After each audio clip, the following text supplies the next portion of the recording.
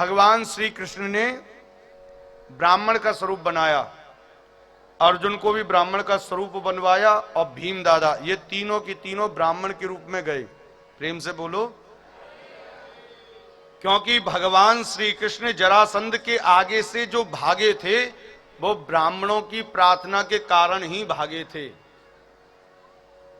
10,000 ब्राह्मणों को तप पर बैठा दिया था और कहा था, ब्राह्मणों ध्यान रखना, हमने सुना है कि ब्राह्मणों की भगवान बड़ी जल्दी सुनते हैं, इसलिए तुम लोगों से प्रार्थना है, यज्ञ करो, तप करो, माला करो, कुछ भी करो, खूब खाओ, जितना खाना है खाओ, एक ही चीज मांगना भगवान से। बोले क्या? बोले मेरे सामने से तुम्हारा भगवान भाग जाए। प्रेम से बोलो। ब्राह्मण कहने लगे, भैया कैसा यजमान है, भगवान को बुलाया जाता है, भगवान की सेवा करी जाती है, ये कह रहा कि भगवान तेरे सामने से भाग जाए, ये कैसा भाई? बोले हम नहीं करेंगे। सैनिकों, बोले इन ब्राह्मणों की गर्दन काट दो। ब्राह्मण घबराए, बोले भैया ये कैसा यजमान मिला, या तो सेवा करो या फिर गर्दन कटवाओ। ब्राह्मण ने सोचा भैया गर्दन कटवाने से बढ़िया है कि भगवान से ही प्रार्थना कर लो। तो भगवान से प्रार्थना करी, हे ठाकुर आप इसके सामने से भाग जाना, नहीं भागे तो 10,000 ब्राह्मणों की बलि आपको ही चढ़ाई जाएगी। ब्राह्मणों की बात को स्वीकार किया। ब्राह्मण के स्वरूप में ये तीनों जने गए हैं जरासंध के पास। जरासंध ने विप्र स्वरूप देखा और प्रणाम किया। प्रणाम करके कहा, हे विप्र देवताओं, मेरा जीवन धन धन और कृतकृत्य हो गया। आप लोगों के आशीर्वाद से ही मेरे सामने से वो कंस डर के मारे भाग गया था, तभी से मैं ब्राह्मणों की सेवा करता आया हूं। बताइए आपको क्या चाहिए? भगवान श्री कृष्ण बने ब्राह्मण कहने लगे, युद्धम नो देहि राजेंद्र द्वंद्वसो यदि मन्यसे युद्धार्थिनो वयम प्राप्ता राजन्यानान कांक्षिणः। बोले देना चाहते हो तो युद्ध दे दो।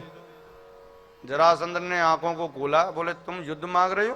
बोले हाँ। बोले ब्राह्मण युद्ध ही नहीं मांग सकता, खाने को तो मांग सकता है, वो रबड़ी मांग सकता है, रसगुल्ला मांग सकता है, लेकिन युद्ध कदापि नहीं। युद्ध से तो वो 100 कोस दूर रहता है। ना ना ना ना, तुम ब्राह्मण नहीं हो सकते। कौन हो बताओ? भगवान श्री कृष्ण ने अपनी दाढ़ी और मूंछ हटाई, बोले मैं हूं कृष्ण। बोले तू? तुझसे युद्ध करूं? अरे जो मेरे सामने से एक बार भाग जाता है मैं उससे कदापि युद्ध नहीं करता। भगवान श्री कृष्ण ने याद दिलाया, बोले 17 बार भगाया था तुमको।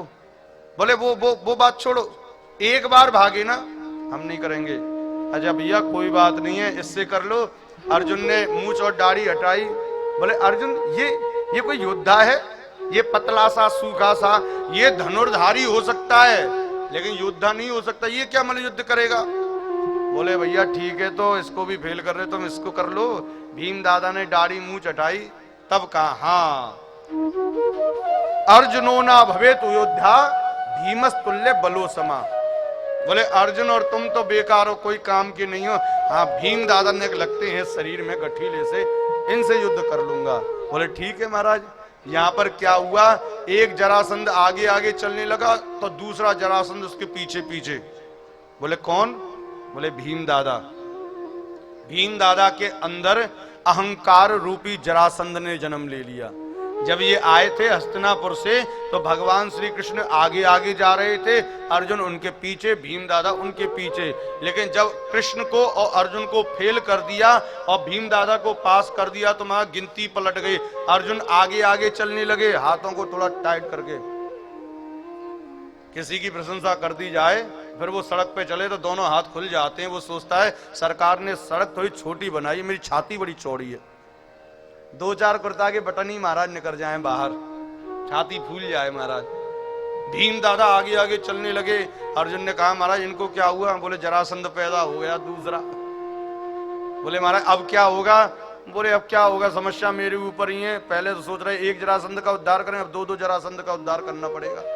पहले अभिमान रूपी जरासंध को मारना पड़ेगा और फिर जो जरासंध चल रहा है जिससे हम युद्ध करने हैं फिर उसको मारना पड़ेगा। प्रातः काल हुआ, भीम दादा खुश था, बोले कृष्ण को भी फेल कर दिया, अर्जुन को भी फेल कर दिया, मुझे पास किया है, क्या बात है, मैं युद्ध करूंगा। सुबह 7 बजे घंटा बजता और शाम को 5 बजे विश्राम हो जाता। युद्ध लगातार युद्ध प्रारंभ हुआ। भीम का जरासंध के साथ में युद्ध प्रारंभ हुआ। कभी वो उसको पछाड़ देता, कभी वो उसको पछाड़ देता। पहले दिन निर्णय नहीं हुआ, दूसरे दिन निर्णय नहीं हुआ, तीसरे दिन निर्णय नहीं हुआ, चौथे दिन निर्णय नहीं हुआ, 7वें दिन निर्णय नहीं हुआ। पूरे महाराज 26 दिन व्यतीत हो गए, निर्णय नहीं हुआ। प्रेम से बोलो। महाराज आज भीम दादा ने सोचा, बोले भैया एक काम करते हैं, अब इसका काम तमाम करते हैं। भीम दादा ने क्या किया, एक पैर से, 2 पैरों से उसके एक पैर को दबाया, 2 हाथों से दूसरे पैर को पकड़ा और बीच में से चीर दिया और दोनों तरफ फेंक दिया। भीम दादा ने अपने आप ही हाथ खड़े, मैं जीत गया, मैं जीत गया, मैं जीत गया, मैं जीत गया। जरासंध पीछे से पकड़ता, भीम दादा को उठा के तुरंत पटक देता। भीम दादा ने पीछे मुड़ के देखा, चौंक गए, बोले ये कहां से पैदा, अभी तो मैंने इसको चीरा था, ये कहां से आया। अब तो युद्ध चालू हुआ, अब तो भीम दादा कमजोर पड़ गए। एक ही दिन में जरासंध ने भीम दादा की हड्डी हड्डी को तोड़ दिया। आज भीम दादा परेशान थे। महाराज सोचने लगे, बोले भैया मैंने इसको 2-3 बार चीरा लेकिन ये मरा नहीं। अब मुझे समझ में आया है। बोले भीम दादा आपको समझ में आया? बोले कहीं ऐसा तो नहीं है भगवान श्री कृष्ण मुझको यहाँ मरवाने के लिए लाए हूं। धोती लंगोटी उठाई, सुबह सुबह भाग निकले। दरवाजे पर ही भगवान श्री कृष्ण मिल गए। कहां जा रहे हो? बोले भगवान मैं तो जोड़ू तुम्हारे हाथ, मैं युद्ध नहीं करूंगा। बोले अब मुझे पता चला है तुम मुझसे कोई बैर निकालना चाहते हो, मुझे यहाँ मरवाने के लिए लाए। मैं सब समझ गया आपको, मैं सब जानता हूँ आपको, तुम बड़े नटखट हो, मुझे मरवाना चाहते हो।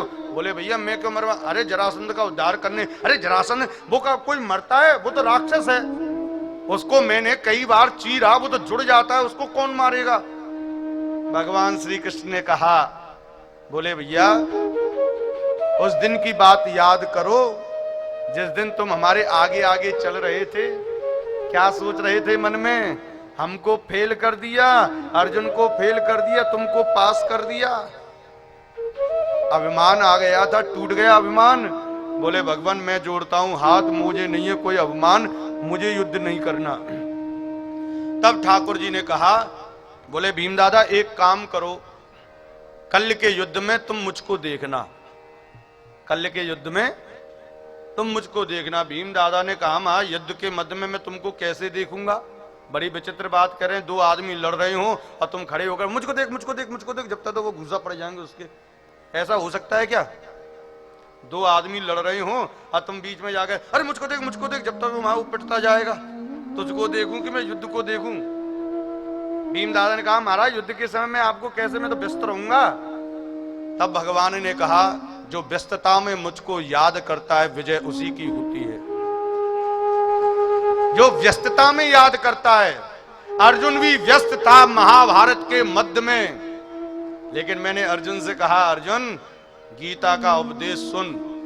उस समय व्यस्त था, न जाने कौन सा बाण उसकी गर्दन को काट दे, न जाने कौन सा बाण उसकी छाती को चीर दे, लेकिन परवाह नहीं करी। उसने भगवान श्री कृष्ण से गीता का ज्ञान प्राप्त किया और उसने बड़ा विलक्षण 18 अक्षौणी सेना के मध्य में हुआ युद्ध बस अर्जुन ने अकेले ही जीत लिया। ये कृपा है ठाकुर जी की।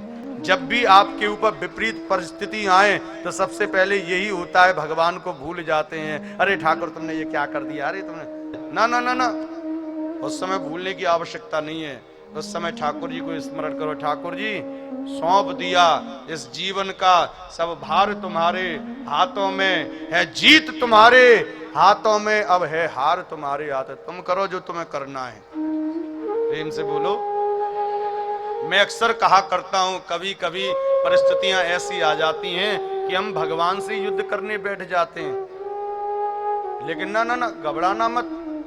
जंगल में शेर या 2 कदम पीछे हटता है तो इसका मतलब ये नहीं समझना चाहिए कि वो शेर जल रहा है। ना ना, वो तो जंगल का राजा है। वो यदि 2 कदम पीछे हट रहा है तो शायद वो लंबी छलांग लगाने के लिए हट रहा है, वो लंबी छलांग लगाने वाला है। आपके जीवन में यदि समय थोड़ा सा पीछे जाए तो घबराना मत। हो सकता है ये समय उछलने वाला हो। सब्र करो, पेशेंस रखो। जो पेशेंस नहीं रखता वो पेशेंट बन जाता है, सीधी सी बात है। पेशेंस, सब्र रखो। जो सब्र नहीं रखता उसकी कब्र खुद जाती है। सब्र रखो, सब्र का फल मीठा होता है। आज भगवान से कहा भीम ने, तो भीम दादा ने कहा ठीक है प्रभु, देखूंगा, ट्राई करूंगा। यहाँ हमारा भीम दादा सुबह 7 बजे युद्ध प्रारंभ हुआ। यहाँ पर भगवान श्री कृष्ण की सीट को देखा खाली, आए नहीं। लगातार 27 दिनों से आ रहे थे लेकिन ठाकुर जी आज ही नहीं आए। 8 बज गए, देखा खाली। 9 बज गए, सीट खाली, आए नहीं ठाकुर जी। 10 बज गए, 11 बज गए, ठाकुर जी नहीं आए। भीम दादा की तो आशा टूट गई। बोले हो गया काम, हो ना हो ठाकुर जी मुझे मरवाना ही चाहते थे, मुझे भ्रमित करके, मेरी बुद्धि को भ्रमित करके अब तो हो गया काम तमाम।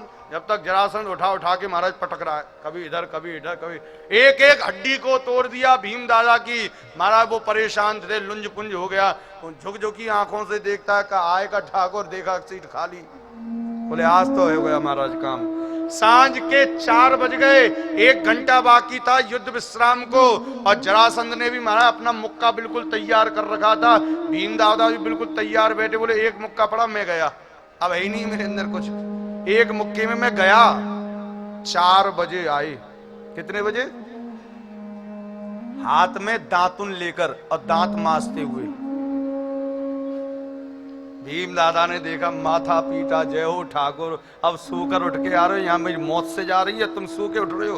और ठाकुर जी मुस्कुराते जाए, दांत मांजते जाए। दांत मांज रहे महाराज, अपनी सीट पर विराजमान हुए।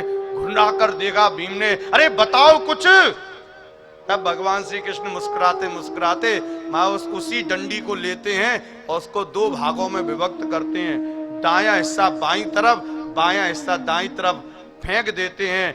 भीम दादा को प्रेरणा मिल जाती है। आज भीम दादा ने दोनों पैरों से जरासंध के एक पैर को दबाया, दोनों हाथों से एक पैर को पकड़ के बीच में से चीर दिया। जो बार बार गलती कर रहा था अब वो उसने नहीं दोहराई। दायां हिस्सा बाईं तरफ, बायां हिस्सा दाईं तरफ फेंक दिया। जरासंध का उद्धार हो गया। प्रेम से बोलो।